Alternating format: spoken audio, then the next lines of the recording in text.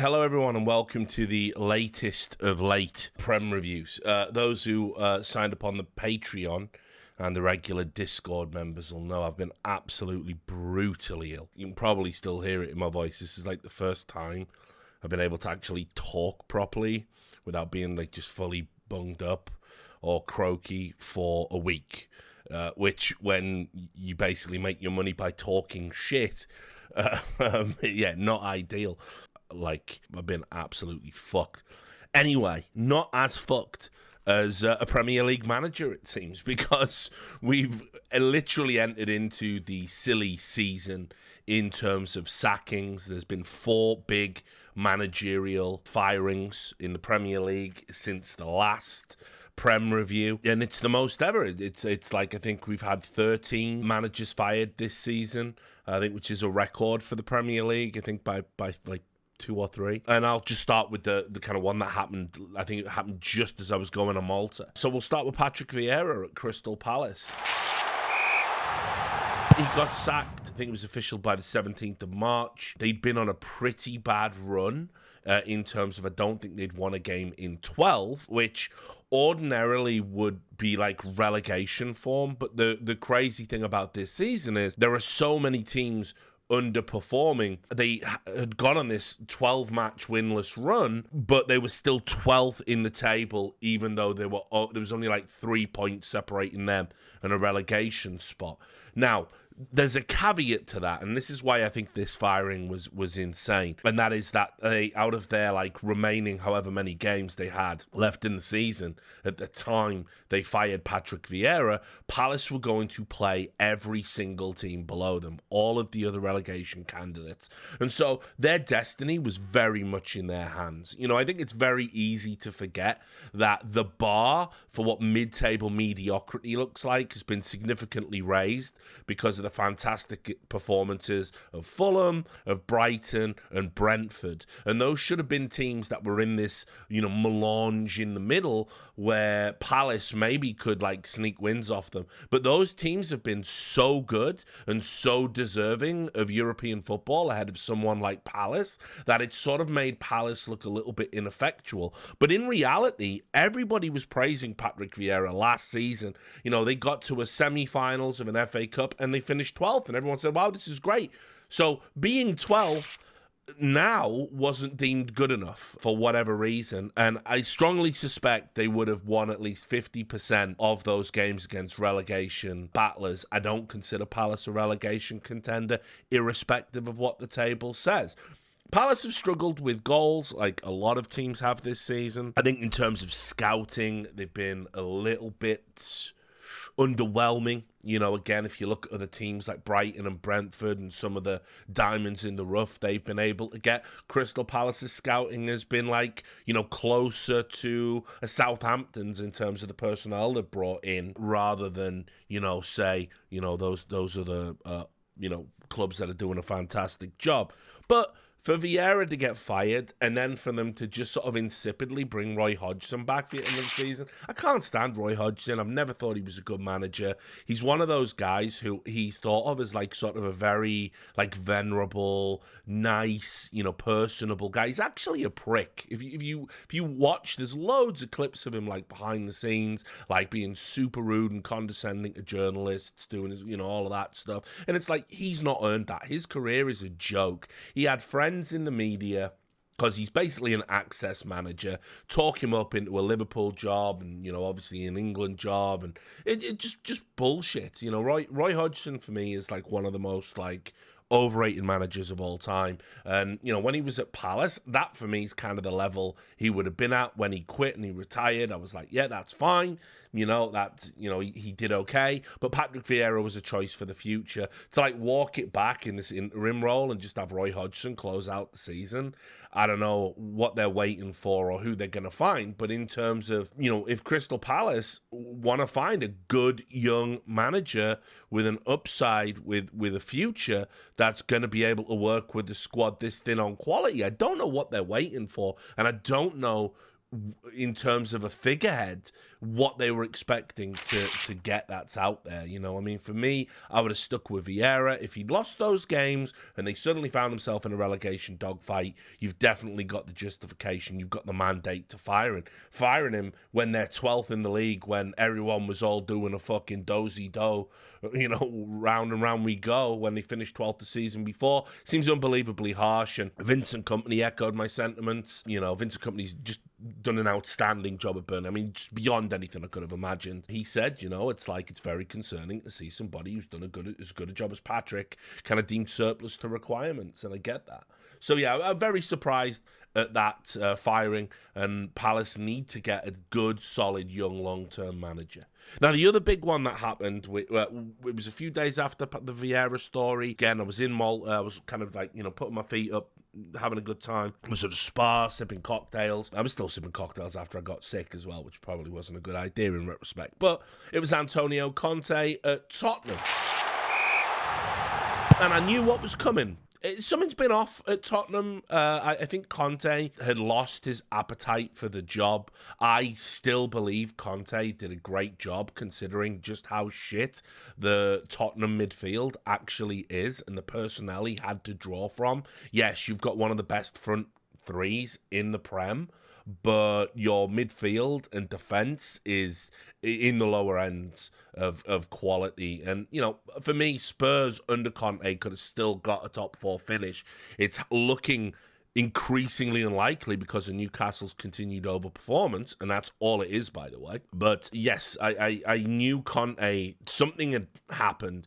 First of all, he was very ill when he had his gallbladder operation. He rushed back. He got sick. He had to spend a lot of time off, you know, missed some big landmarks. You know, he was calling up Harry Kane on the phone and like saying, oh, you know, well done for breaking this goal record and yada, yada, yada. But the bottom line is, I think he rushed back a little bit too soon. Maybe there was like almost like one of those physical manifestations of actually, I just don't want to be at Spurs. I would rather be at home eating ice cream like a fucking child. And, you know, once a competitor like Antonio Conte fucking hits that point, probably tells you all you need to know about the job. So when he came back and they got that 3-3 draw against Southampton, I think after being 3-1 up. And by the way, Southampton are dog shit and are 100% down. So for Spurs to drop points to Southampton, for anyone to drop points to Southampton, is diabolically bad. He went and he had a rant and started talking about how, you know, the players are selfish, the owners, the Tottenham owners can change the manager if they want, but the situation here will never change because of their attitude. And he said, Tottenham's story is this. I've got the quote in front of me. Tottenham's story is this. 20 years there is this owner and they have never won something. Why?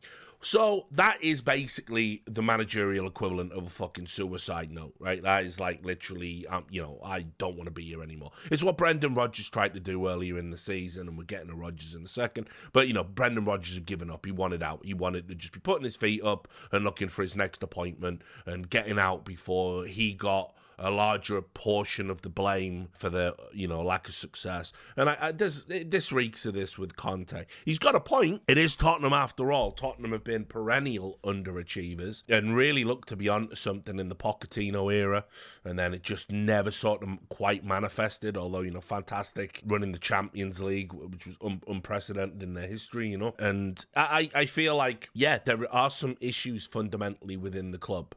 Now, Conte shouldn't be saying that publicly. These are things you got to do privately. As soon as he came out and said that, turned on the players and the board and the ownership, you know, all of that simultaneously, you're fired. And of course, it happened a few days later that, yes, he was leaving by mutual agreement. And in this instance, I mean, I'm sure he wanted out, which is why he said what he said, but he was getting fired. I mean, there was no doubt about it. Tottenham really had to finish in the top four this season. It's still achievable mathematically, obviously, but it's looking very unlikely. You know, United have managed to maintain form, even if it hasn't been pretty. Newcastle have managed to maintain form, even though it's sort of staggering and unbelievable that they have. And unfortunately, Tottenham have been the team. I mean, Chelsea and Liverpool don't even count anymore at this point, I don't think.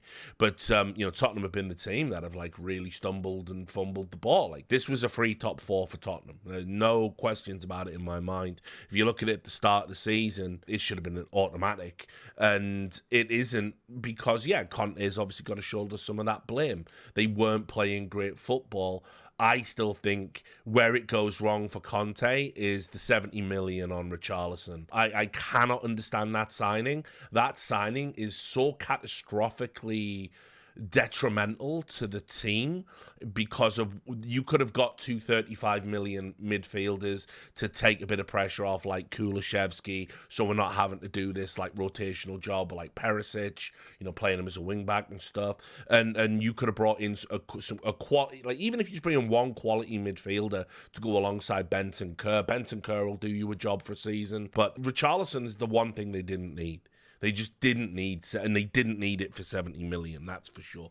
So I don't know whose decision that was. Conte and Richarlison didn't seem to have great, chemistry. They sort of had a few little swipes at each other in the media just before Conte went, where Richarlison said, my season has been shit here. And Richarlison sort of meant it that he hadn't been in the team, and so he hadn't been able to get form. And Conte turned around and said, no, I don't have a problem with him saying that. He's right, he has been shit this season. And he was saying the player had underperformed, which I don't think was the intention of what Richarlison was saying. So not only have you spent 70 million on a luxury player you never needed, you spent 70 million on a luxury player you didn't need, who you didn't vibe with. It kind of makes you wonder whose idea that was. And if this was one of those signings the board foisted on Conte, no wonder he's mega frustrated about it, because you look at the midfield and you look at one or two players completely transforms Tottenham's season. And, they could have easily been doing what Newcastle are doing, knocking on for third, in a genuine way, and probably done better in Europe as well. So I get it. I like Conte. There's a lot of talk about where he's going to go next. It's entirely possible that he does stay in the Prem. I don't know what the fuck they're doing at Chelsea right now. We'll be talking about that. But for me, Conte is still a really good manager. Tottenham's just Tottenham. They're just a weird team. They've had some great squads and underperformed. They've had some not so great squads and overperformed. They've had a procession of fantastic managers, and in 20 years, they've still not even converted that into winning a League Cup or something. So there's something rotten there. I don't know if it's recruitment policy or just vision for the club or, whatever. But it looks like Harry Kane's going to go as well. So this is a rebuild job for Tottenham, and whoever they appoint after Conte has got to be someone very, very comfortable with that. Now isn't the time to go out and get a prestige manager. Now isn't the time to try and lure Pochettino back or go and court Zidane or something crazy like this. You need to get yourself one of these solid Bundesliga managers that are going to be comfortable with 2-3 seasons of more mediocrity while they sort of rebuild the squad. That's just Tottenham's future now. I think the Conte and Kane combo this season was the last roll of the dice for silverware in this kind of era for them. Brendan Rodgers out as well. As I said, Brendan Rodgers had given up. He wanted out. It was very clear to me. And the rumours that were going around were that, Leicester couldn't afford to sack him because of the clauses he had in his contract, which, fair enough. That's one of those. But you can't justify having a manager there that doesn't want to do the job and is saying the same thing week in, week out. I've said it before. For me, I look at Leicester City, I look at where they're at in the table. It would be an absolute travesty if Leicester managed to get relegated this season, particularly with the squad that they've got. We'll talk about the results, of course, but, losing to Bournemouth, I don't even know who'd want to come in, because all of the good players left at Leicester. There's this crazy tradition in the Premier League where teams that get relegated, even if they have good players in the squad when they get relegated, those players should obviously get blamed for getting relegated. They didn't play well enough, right? But no, instead they always kind of get to feel up with if they have reputation, international caps, whatever it is. And it's just Maddison's gonna go, Tielemans is gonna go, Harvey Barnes will probably be out the door. I'm missing out some names, but it's just at the end of the day, those players needed inspiration. I don't think that was coming from Rodgers, and now they've left it very, very late in the day. I don't know what they're gonna do in terms of a manager for like the last 8-9 games of the season, and unfortunately, they are in terms of form. Them and Southampton now are looking like the ones that are going to go up. They're the ones that can't pick up points, even in these relegation dogfights. Meanwhile, all the other teams that were looking like certainties, like your Evertons and your Leeds and everyone like this, they're picking up points all of a sudden. Even Bournemouth are doing it. And so who knows? It's going to be one of the most insane last-day relegation stories in Premier League history. But that Leicester are anywhere near it. It's a stain on Rodgers' copybook, but I always thought Rodgers was a fraud anyway. For me, he's just one of those guys. He comes in, he's good at systems, he's good at fixing problems, he gets everybody on board with the system, the wins come, but the honeymoon period with Rodgers' teams typically is over by 18 months. And after that, it's like there's no tactical evolution, there's no progression. They just slowly start to break apart until his position isn't tenable and the team is in a far, far worse place than when he joined initially. He's one of the biggest frauds of all time for me in the Premier League. So I saw the writing on the wall. I said it at the start of the season. I still think the squad is too good to go down, but they got to pick themselves up and stop feeling sorry for themselves. In fact, it's not even feeling sorry for themselves. They've just got to realise that, yeah, all right, you might be at Arsenal next season, you might be at Newcastle next season, you might be wherever, but the bottom line is you owe it to the fans. Leicester have gone through so much down the years. They've obviously won in the 7 years since, or whatever it was, since they won the Prem. They've had all the problems. Owner passing away, the helicopter tragedy. They've had to see so many great players like leave the team. They've had to watch that team get dismantled. But now this is like rock bottom. This is like you've got a manager that didn't want to be there, and you've got a squad that, for whatever reason, doesn't even want to play for the fans anymore. And it's a disgrace. It's a disgrace how poor Leicester are doing. Southampton, it's sort of been, on the cards for a while. Everton, it was on the cards for a while. These things didn't happen in a vacuum. The decline of Leicester this season has just been shocking. And everyone's got to carry the blame, not just Rodgers, although firing him should have come ages ago for me. And then, obviously, the other one that just happened a few days ago, well, a week now, obviously, you have to excuse my perception of time, is Graham Potter. Now, we were a Graham Potter propaganda channel. Thought we did a fantastic job at Brighton. And when he took the Chelsea job, there was debate. We had a chat, didn't we, about is it a poison chalice job? But for me, I was like, listen, new owners coming in, new manager, young English manager who's proven that he can do less with more, or more with less, rather. But as it turned out, he was doing less with more.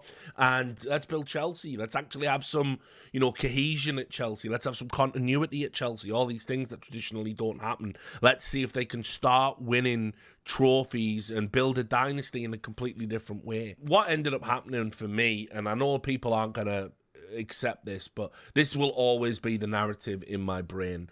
Potter got in and all of a sudden realised that as a manager, nah. I mean, you don't have the autonomy you think you're going to do. This Bowley guy is a fucking clown. He thinks he's the gaffer.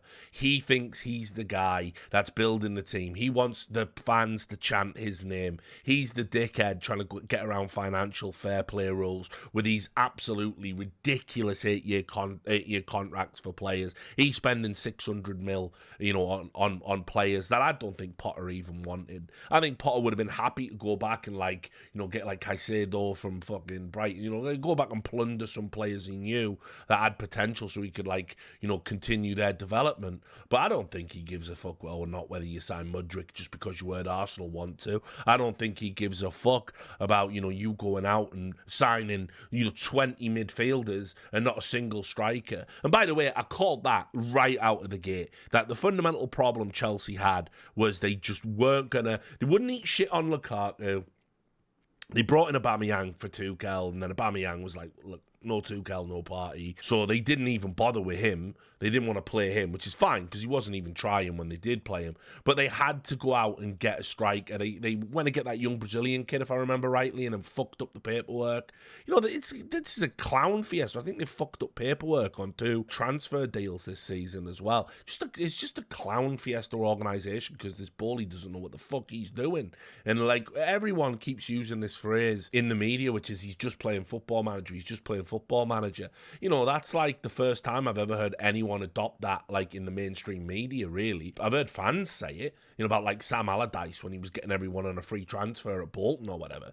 But like, this is the first, like, that's exactly what Tom Bowley's been doing. He thinks it's a game. I mean, if he wants to piss his money away, fair enough. But Chelsea are in for a tough time. Now, I will say, with the squad you've got, even with no strikers, you've got to be able to get some results. But they've averaged a goal a game this season, which is terrible for a team like Chelsea. They keep playing Kai Havertz up front. He's a fucking joke. He's not a striker, man. You know, like, come on. Potter was putting together this lineup and picking this team, and it just was it was just an embarrassment. They weren't playing particularly great football, not creating a lot of clear-cut chances, and honestly, a lot of these supposedly like incredible, you know, £100 million midfielders that they picked up, they don't do a lot from distance, do they? They can't have a shot from 25 yards, can they? If there's no striker for you to do a little fancy jinking run and thread a pass to, then all the opportunities, all the possession you have, it's not going to result in anything positive. So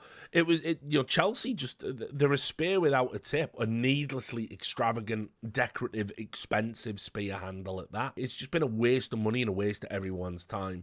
Now, Potter has to do better, obviously. Potter looked so done in his last few games, and he said some unbelievably stupid things in his interviews, you know, like when they conceded the goal in the last game, and he said, well, if you look at the XG on that, it's not even really a chance. And it's like, just stop, mate.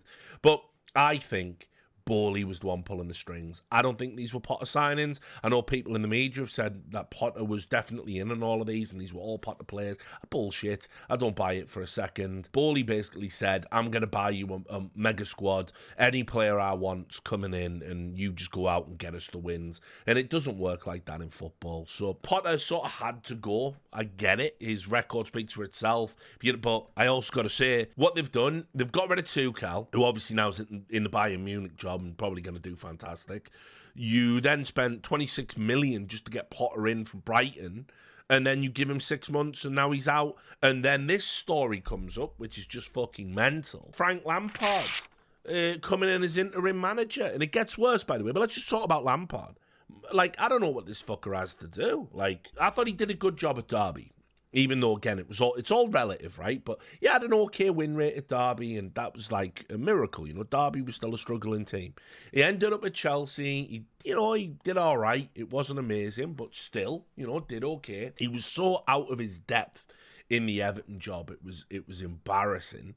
And then for him to be the one that you bring back is on an interim basis, and they're saying if he does well, he can keep the job. Now, everyone was like, all of these names that have been buoyed around, right? Like, if Bowley's going to spend money on players, you spend money on a gaffer and a good one at that, and you can go and get Pochettino. Pochettino probably is the ideal manager to come in and be able to deal with a fucking clown like Bowley. If you think about, all the shit show he had to put up with at PSG, he's probably the guy with the temperament for it and who can still somehow make it work. But, again, get yourself a Zidane, get yourself, whatever you have to do. He's put Lampard in, which is you just guarantee you're going to do fuck all for the rest of the season. They're not even going to get into Europe this season after all this money they've spent, which is like, it's the most embarrassing thing I've seen in Premier League history.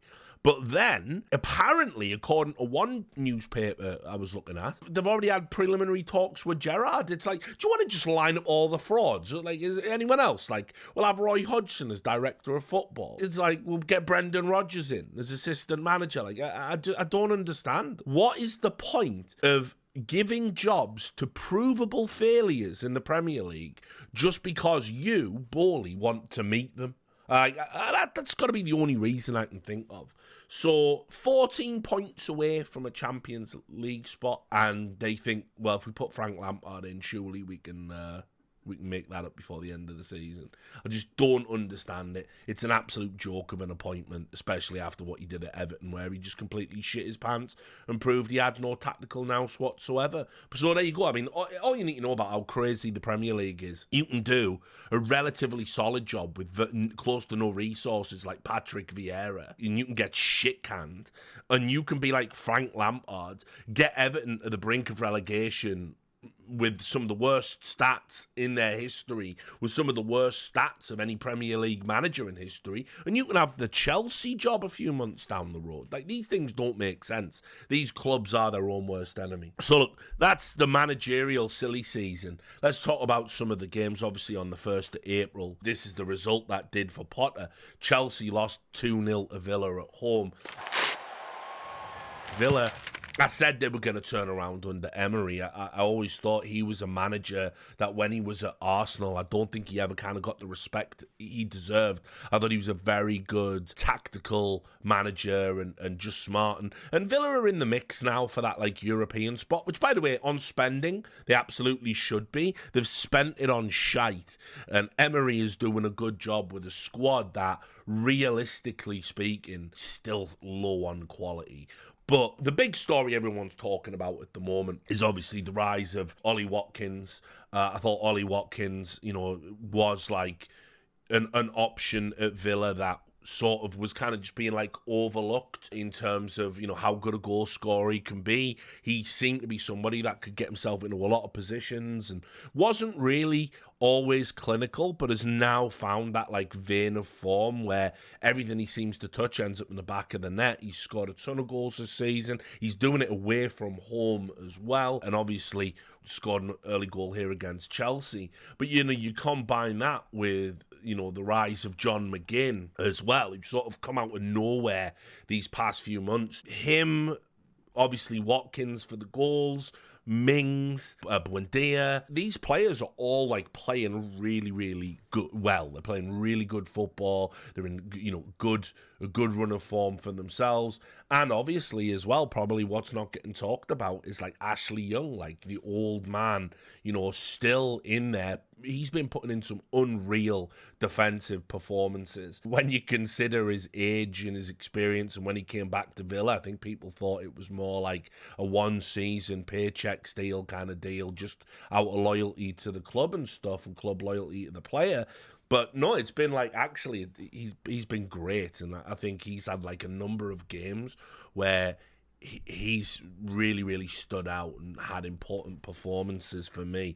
So these are the players I'm looking at when I'm, watching Villa. Obviously, they've got a good keeper as well. We know that. And he generates his own fair amount of headlines. But Villa have certainly now sort of stabilised. And as we go down the home straight with like 8 games or whatever it is left, they could sneak in. They could be like 6th, 7th. It's possible it's there for them if one of these other clubs take the foot off the pedal. Meanwhile, for Chelsea, this performance was absolutely embarrassing. How to even assess just how embarrassing it is, because statistically it sounds great, right? But like, get this, they had 69% possession, so they can hold on to the ball at home. Well done.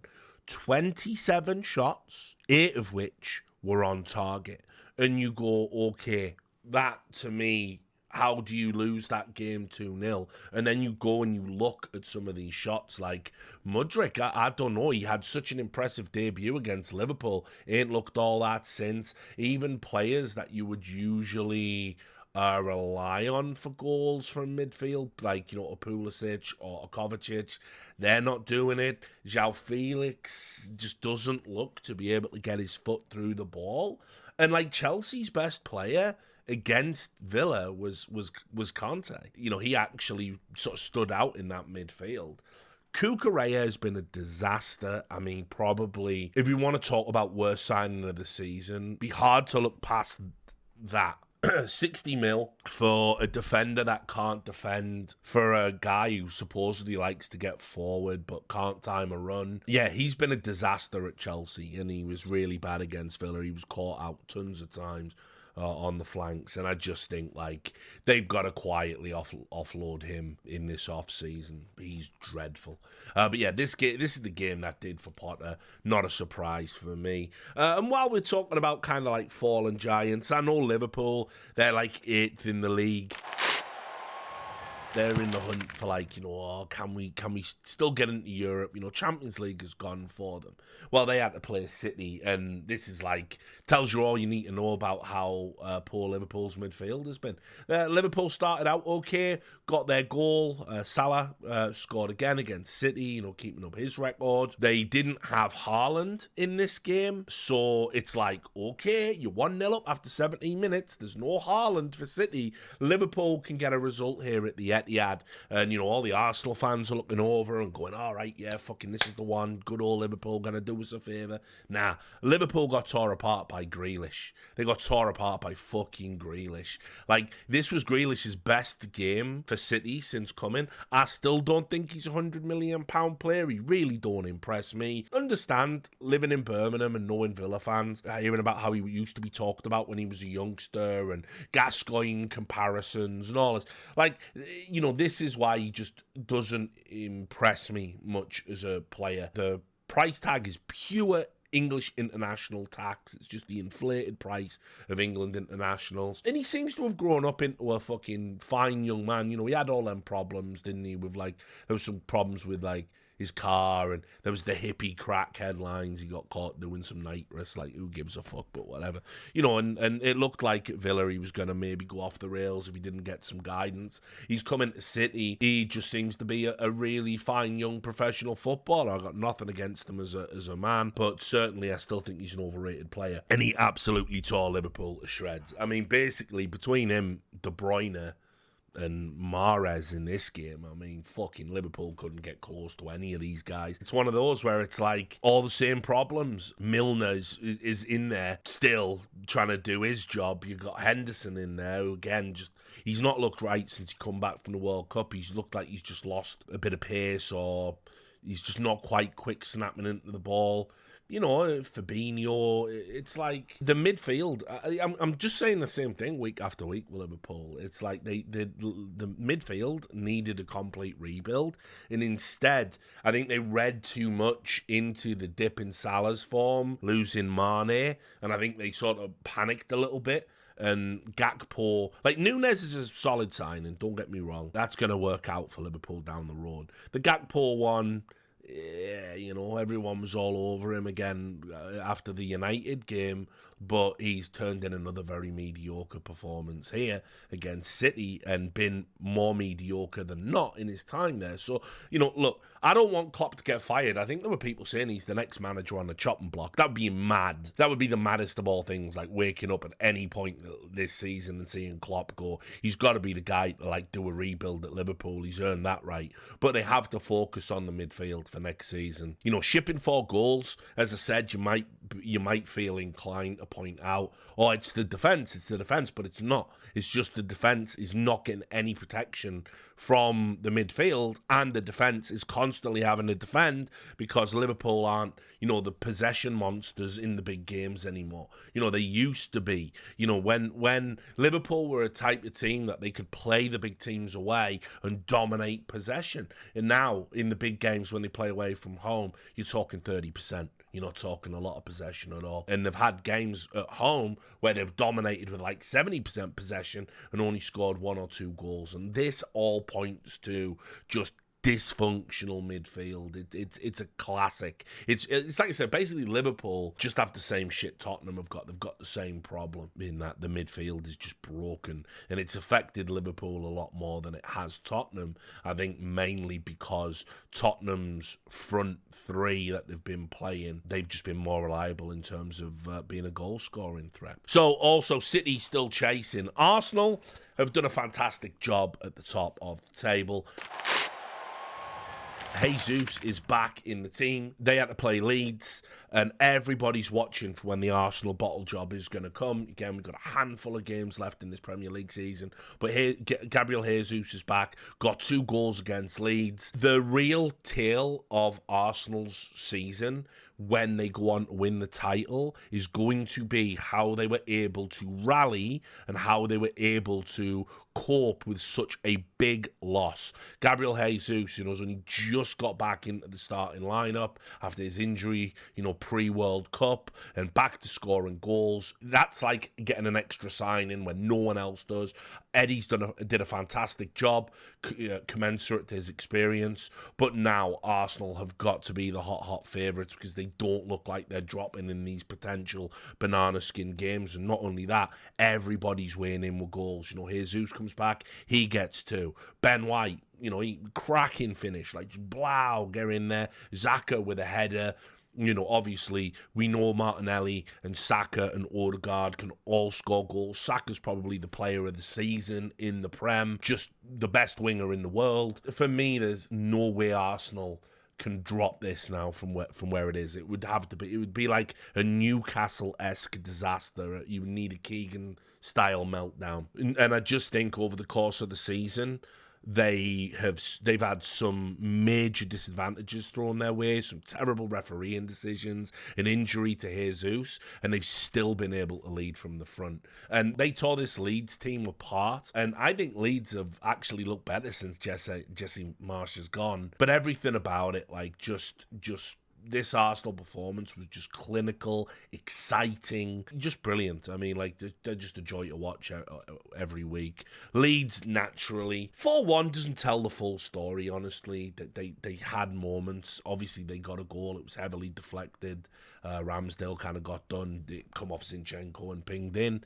But they had chances, like I thought Harrison, who just signed a new contract, played really well. Sinistera did okay. This kid Somerville's doing well. Like, if Leeds, and I think they will obviously, avoid the drop and stay up, as I said, Leeds going to be one of those teams where they're going to be doing much better next season. They just got to weather the storm and batten down the hatches here. But yeah, Arsenal were just brilliant, and that was that. Just outclassed their opponents. And probably the other game that was worth talking about is Forest Wolves. Because this was another performance where I've said all season, stats do not lie, right? And so when you look at teams, and when they're further up the table than they should be, but the stats are telling you, they're like 19th for goals scored in the league. They're 20th for chances created in the league. Like, they will plummet down the fucking table. And it's happened. Forest are exactly where I said they were going to be. Loads of people said I was crazy, but basically they would already, if Brennan Johnson didn't exist, if you just took him out of the, and everyone goes, oh yeah, well obviously if you take players out, just do it as a thought exercise and look where Forest are. It's shocking how far at the bottom of the table they are. And he was the man of the match in the Wolves-Forest game. Wolves obviously have turned the table. They're going to be safe. This draw showed a great battling spirit away from home against determined opposition. But I just think, it's got to be said that Forest, I think Steve Cooper will probably be the next manager to go, honestly. Be surprised if he gets to see out the season. They have been playing terrible all season, particularly away from home. They made a ton of signings. I think as well as a stat where it's like they've dropped 15 points at home from being in a winning position. And so Forest, it's plain to see, if you know how these things pan out over a season, that they were always going to be in a relegation dogfight. They were just, you were having some fun up there. Hello Crystal Palace, hello Aston Villa. You were never that team. You were never that team, Forest. And unfortunately, chickens are coming home to roost right now. I mean, to put it into context as well, like, just think about this. This is a genuine stat, right? This is a 1-1 game where Wolves stole an equaliser at the end, right? Forest had 28% possession, but generated more than double the amount of shots of Wolves. with less possession. So they've got issues with, with being clinical and incisive finishing, but also on top of that, crucially, they've got problems with keeping the ball. Their ball retention is absolutely shocking at Forest. They give the ball away way too cheaply, and that's the kiss of death in the Prem. So Forest at this stage on course to, be in that mix. I still think they'll go down. I've said it all season. I'm going to stick with that. The Forest situation was obviously compounded. Leeds were able to get a win over them. That was, again, Forest away from home, so you can't back on them to win away from home. Mangala got a nice finish, but Leeds could have had 4 in this, maybe more. Harrison, Sinistera. They just played Forest off the park, as most people do. And, Forest had the one shot on target, and that was their goal. So that was another thing. Leeds pushed up. That gave them, 29 points. I honestly think, if you get to, 31, 32 this season, it's you're gonna be okay. I think it's that close down at the bottom, and Leeds are there or thereabouts. Then of course we had Chelsea, Liverpool play each other.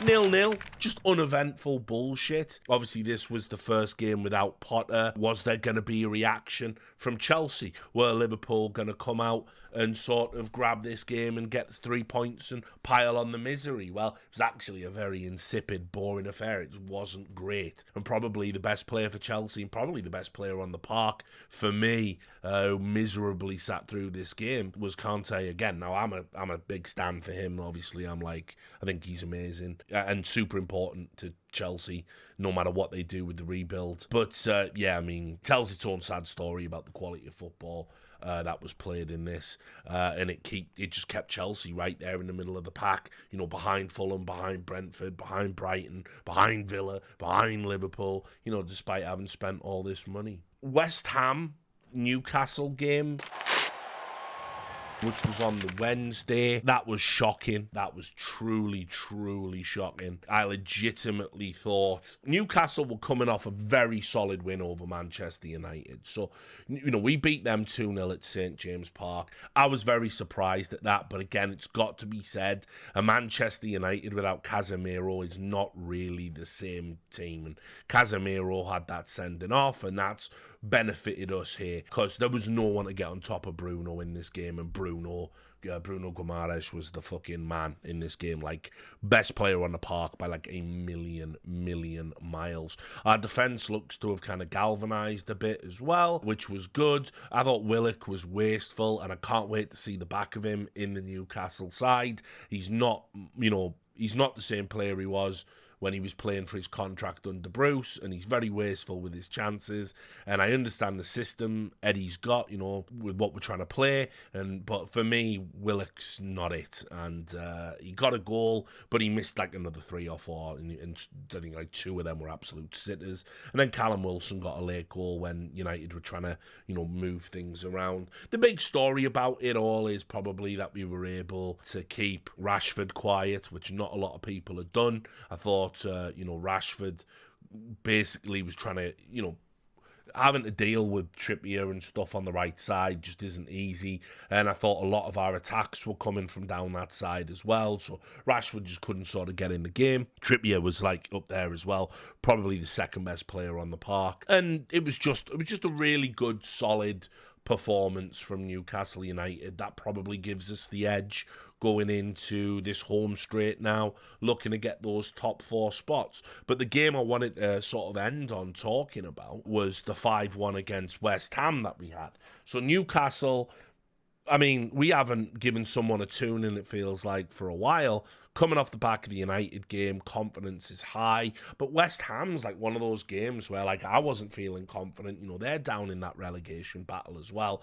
Moyes, a manager who's just been super lucky to keep his job. And this probably should have been the end of it. Getting dinged up by Newcastle 5-1 at home when you're in a relegation battle it's crazy to me. 2 goals from Joelinton. They got run ragged. Wilson, Joelinton, Isak, they got the goals, but our midfield destroyed them, dominated them, and they got one goal from like a set piece with Zuma, where basically like Pope fell for the old, oh, Antonio's near me, oh no, what, you know, he got done basically. But that was it. Like, I mean, pretty much the rest of West Ham, it was like mediocre garbage, mistake after mistake after mistake, domination in possession from us, you know, generated a decent amount of shots and shots on target.